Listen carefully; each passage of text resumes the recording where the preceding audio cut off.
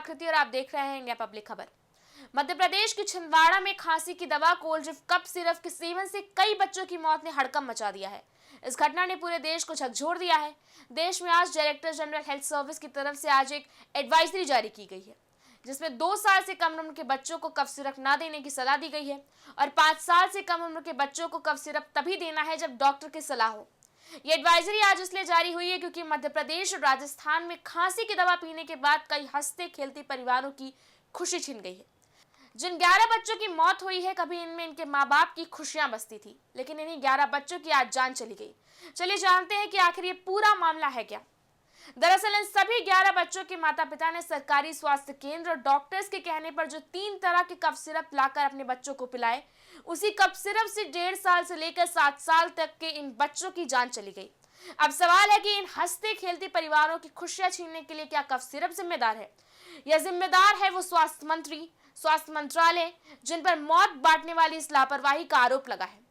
एक तरफ है वो आम आदमी जिसने भरोसा करके कफ सिरप लाकर अपने बच्चों को पिलाया और फिर जब बच्चे सो गए तो उसके बाद वो कभी उठे ही नहीं, और दूसरी तरफ है राजस्थान के वो स्वास्थ्य मंत्री गजेंद्र सिंह खींवसर जैसे नेता जो अपनी जिम्मेदारी तक से मुंह मोड़ ले रहे हैं। इस मौत के खेल पर जब उनसे सवाल पूछे गए तो वो उल्टा इन बच्चों के माँ बाप को ही उनकी जान का दुश्मन बताकर अपना पलड़ा झाड़ने लगे। फिलहाल तो राजस्थान सरकार और पूरा स्वास्थ्य विभाग एक चक्रव्यूह बनाकर मौत के इस कफ सिरप के इर्द गिर्द ही मंडरा रहा है, जिस सिरप का नाम है डेक्स्ट्रोमेथोर्फन हाइड्रोब्रोमाइड। इस सिरप की पैकेजिंग पर साफ लिखा है कि मुफ्त में बांटने के लिए है, नॉट फॉर सेल। इस सिरप को केसन्स फार्मा नाम की कंपनी बनाती है, यानी केसन्स फार्मा इस सिरप को बनाकर राजस्थान सरकार को मुफ्त में बांटने के लिए भेजती है। इस खुलासे के बाद से राजस्थान का पूरा स्वास्थ्य महकमा अपने ही बयानों में घिरता जा रहा है। खैर, अब जरा मध्य प्रदेश के भी मौजूदा हालातों पर नजर डाल लेते हैं। यहाँ केंद्रीय औषधि मानक नियंत्रण संगठन यानी CDSCO ने कोल्ड्रिफ्ट सिरप के 6 सैंपल जांचे हैं, जिनमें खतरनाक रसायन डाइएथिलीन ग्लाइकॉल या एथिलीन ग्लाइकॉल नहीं पाया गया है।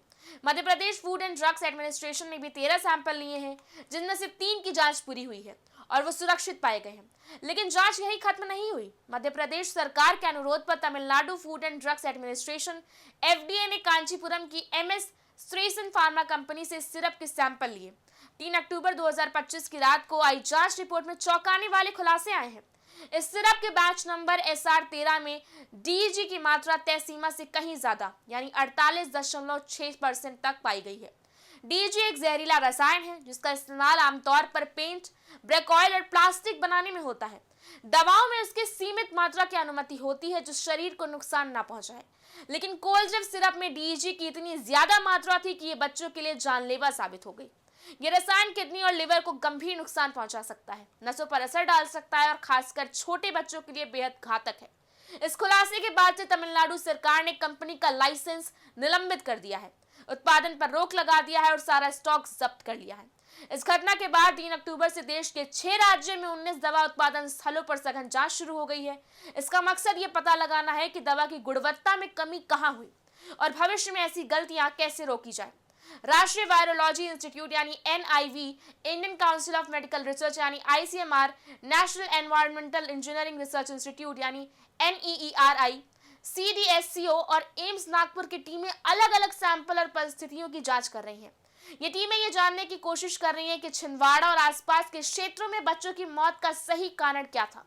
एक बच्चे में लेप्टोस्पायरोसिस नामक बीमारी की पुष्टि हुई है, इसलिए दूषित पानी या अन्य संक्रमणों की भी जांच की जा रही है। राजस्थान सरकार के विपरीत मध्य प्रदेश सरकार ने इस दुखद घटना को गंभीरता से लिया है। दवा की बिक्री पर रोक लगा दिया गया है, साथ ही दोषियों के खिलाफ सख्त कार्रवाई का वादा भी किया गया है। सरकार ने दवा उद्योग में गुणवत्ता जांच को और सख्त करने का भी फैसला किया है। माता पिता को सलाह दी गई है कि बिना डॉक्टर की सलाह के बच्चों को कोई दवा न दें। ये घटना दवा कंपनियों और नियामक संस्थाओं के लिए एक बड़ा सबक है और ये उम्मीद की जा रही है कि जांच से सच्चाई सामने आएगी और भविष्य में ऐसी त्रासदी को रोका जा सकेगा। लेकिन भले ही अब इस पूरे मामले पर कितनी ही जांचें क्यों न की जा रही हो, सवाल अब भी यही है कि मासूमों की मौत के पीछे आखिर भ्रष्टाचार का कौन सा काला धंधा छुपा है। इस बारे में आपकी क्या राय है, हमें कमेंट सेक्शन में जरूर बताएं। वीडियो को लाइक करें, शेयर करें, चैनल को सब्सक्राइब करें। शुक्रिया।